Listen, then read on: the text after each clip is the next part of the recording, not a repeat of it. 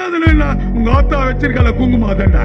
சனாதனம் என்ன உங்க ஆத்தா கட்டிருக்கல தாலி அதண்டா.